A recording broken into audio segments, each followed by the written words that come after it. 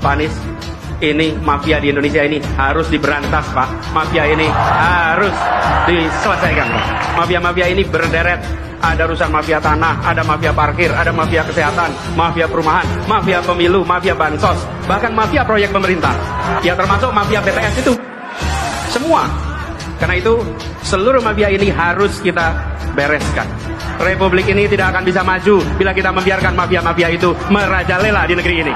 Maka saya sependapat dengan yang disampaikan oleh Ketua Partai Nasdem Pak Surya Paloh.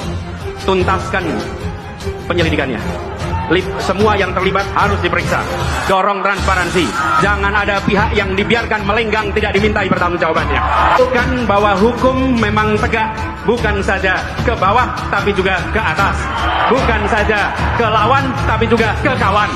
Jokowi berusaha membangun kekuatan yang menurutnya bisa melanjutkan program-programnya, setidaknya bisa menyelamatkan dosa politik dan keluarganya selama menjabat sebagai presiden. Terlalu banyak dosa dan kejahatan yang tidak bisa ditutupi selama menjadi presiden, membuat hatinya tidak pernah tenang, selalu diselimuti ketakutan dan kecemasan.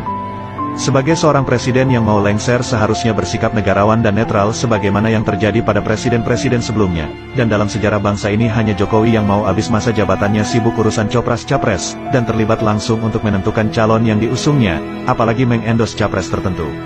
Ada beberapa indikator bagaimana ketakutan Jokowi terhadap masa depan dinilai sangat menakutkan.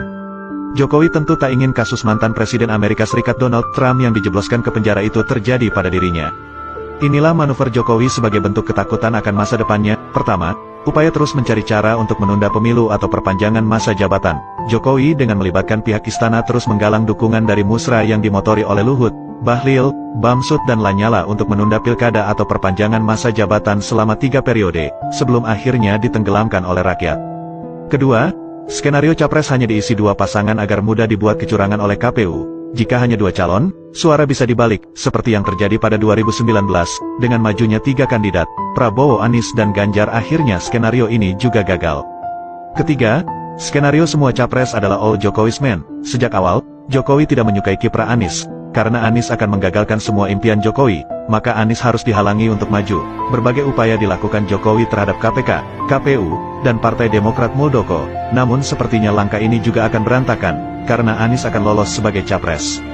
Keempat, kasus KM50. Jika Jokowi lengser, dan tidak punya pengaruh, hampir bisa dipastikan akan diusut lagi. Selama Jokowi berkuasa, kasus KM50 tidak mungkin bisa diselesaikan secara serius.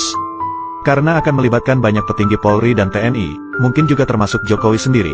Kelima, kasus tragedi 21 hingga tanggal 22 Mei tahun 2019 yang menewaskan 894 pejabat KPPS yang meninggal secara misterius, akan diusut kembali. Keenam, kasus korupsi putra Jokowi, Gibran dan Kaisang yang dilaporkan Ubaidillah Badrun ke KPK, tapi tidak diusut, akan diselidiki lagi.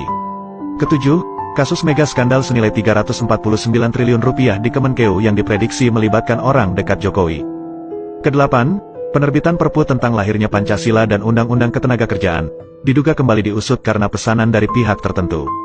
Kesembilan, kasus ijazah palsu dipastikan akan terus dipermasalahkan. Kesepuluh, kasus kriminalisasi ulama, termasuk yang dibunuh, akan terus diusut. Kesebelas, mengevaluasi mega proyek kereta cepat Bandung-Jakarta dan mega proyek IKN bila anggarannya membebani rakyat. Ketakutan Jokowi terhadap Anies berlebihan, karena Anies adalah orang yang tidak bisa dikompromi dan dikhianati. Ketakutan tersebut membuat langkah politik Jokowi menjadi irasional, manipulatif, melawan hukum dan menghalalkan segala cara. Dalam keadaan panik dan skeptis, Jokowi terpaksa mengandalkan ketergantungannya pada Prabowo yang dinilai mampu menyelamatkan dirinya. Namun Jokowi kurang percaya dengan Prabowo, karena Prabowo bukan tipe orang yang mudah diatur. Dalam situasi ini, Prabowo berusaha tetap menempel terus pada Jokowi, agar Jokowi lebih nyaman dan percaya padanya. Dalam keadaan resah, Jokowi mengambil langkah baru, yakni membentuk koalisi besar partai-partai pemerintah.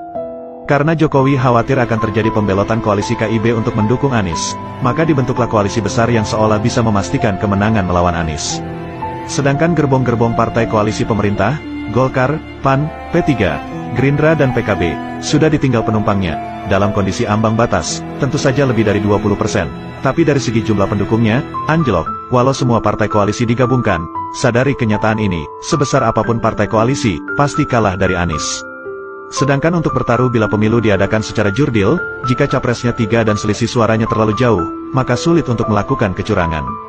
Satu-satunya cara untuk memenangkan capres yang didukung Jokowi adalah, Anies jangan nyapres. Karena itu, Jokowi mengambil langkah memalukan agar Ketua KPK Firly Bahuri tetap mentersangkakan Anies dan Muldoko membegal Partai Demokrat. Langkah ini sangat keji di negara demokrasi dengan menghalalkan segala cara. Apapun bisa dilakukan untuk memenangkan kontestansi dengan berbagai kecurangan, mengingat Jokowi masih berkuasa. Padahal kekuasaan di dunia pasti pada saatnya akan berakhir, dan ingatlah akan pertanggungjawaban di akhirat nanti. Mengakhiri masa jabatan dengan legowo tanpa harus ikut menentukan calon tertentu adalah negarawan sejati. Biarkan demokrasi berjalan sesuai keinginan rakyat, pendam demokrasi cara Orde Baru. Seharusnya presiden jadi contoh yang baik untuk kemajuan demokrasi, hasil karya pembangunan yang ditorehkan untuk kemajuan negara ini sebagai bentuk amal baik. Penerusmu pasti akan menjaga dan melanjutkannya bila itu bermanfaat demi kemajuan bagi bangsa dan negara ini, dan akhiri masa jabatan dengan husnul khotimah atau akhir yang baik, pasti rakyat akan mengenangmu.